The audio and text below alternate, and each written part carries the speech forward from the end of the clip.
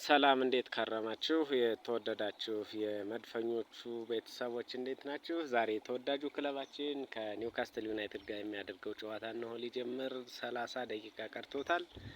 ይህ ጨዋታ እጅግ ተጠባቂ ጨዋታ ነው። በተለይ አርሰናል ቶፕ ፎር ውስጥ ይዞ ለማጠናቀቅ ይህን ጨዋታ የግድ የማሸነፍ ግዴታ ውስጥ ገብቶ የሚያደርገው ጨዋታ ነው።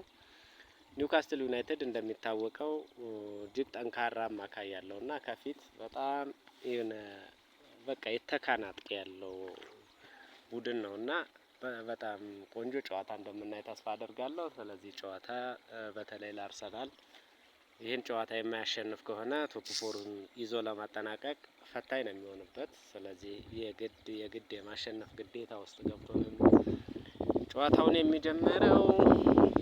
ከኒውካስትል ዩናይትድ በኩል እስቲ እንደና አሌክሳንደር አይሳክ ያሉ እጅግ የተካኑ አጥቂዎች ያሉ ቡድን ነው። ሳንዲዮ ቶናሊ ያው በጣም ቆንጆ ጨዋታ እንደምናይ ተስፋ አደርጋለሁ። እስቲ ጨዋታውን አብረን እናየዋለን።